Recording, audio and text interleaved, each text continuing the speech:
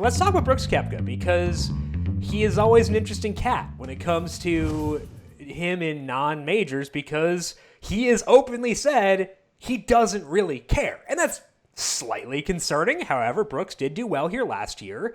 The problem is the current form is pretty bad.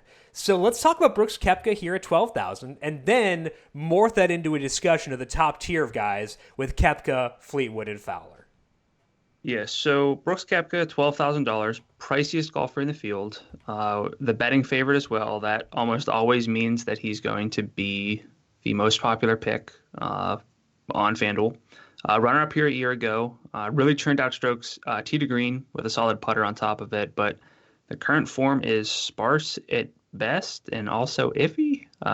Since finishing third at the Tour Championship in late August, which was quite a while ago at this point, Koepka was cut at the Shriners, which speaks to a lot about Brooks Koepka in non-majors. Missing the cut at the Shriners for someone as good as Koepka is concerning. Withdrew from the CJ Cup, 34th in Abu Dhabi, 17th at the Saudi International, and then 43rd at the Genesis. The tee to green play has been fine. It's not really elite right now. Koepka is one of the golfers, though, who you just kind of don't really care about the stats because we know what he can do, and it's not even high-end variance. It's high-end engagement. But he's 2 events away from the Players, so he could run away with this thing. He could just be out there trying things because some of the world's best golfers, especially someone like Koepka, will go play a high-profile tournament to try things, and that's wild to me. But I don't know how to handle Brooks just yet. What are your first thoughts on Koepka? Well, I think that if you were to assume, which is an assumption we can't make, and we love making assumptions on this podcast because it's very beneficial for DFS. If you were to assume that Brooks Koepka were locked in for this event, he'd be a no-brainer.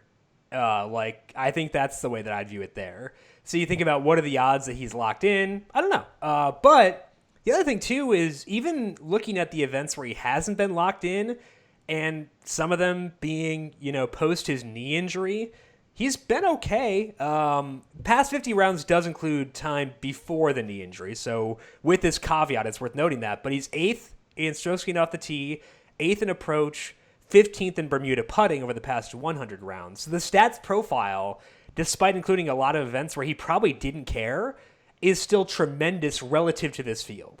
So when I look at Brooks Koepka locked in, he is multiple tiers above everybody else here, at least in my view.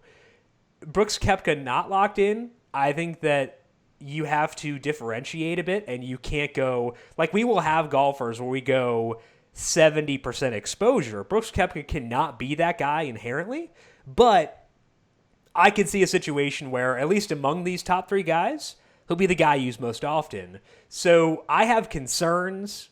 I think those concerns are very valid. However, I am still willing to gamble with Brooks and throw him out there despite those concerns because of how big the upside is if he decides to try even a little bit in this field. So what about for you?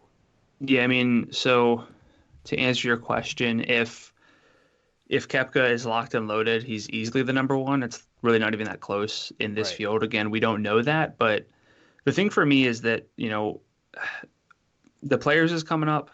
All these majors are coming up. He's coming off an injury. I don't think he necessarily needs to play in any events before he's ready to play. So I don't think the health is as big of a concern as it is just kind of the mental toughness, because it's almost scarier now to target Brooks Koepka before the majors as opposed to some sort of events in between 2 majors, because he got burnt out last year. We know that. He said as much, and he might just be trying to take it easy until all these majors and the 5th major, the Players. So it's very, very, very hard to figure things out. And I think all we can do is assume, build some lineups based on those assumptions. Now, again, historically, the most popular golfer is the priciest golfer and the betting favorite, and he's both. So honestly, I might be underweight relative to the field this week on Koepka.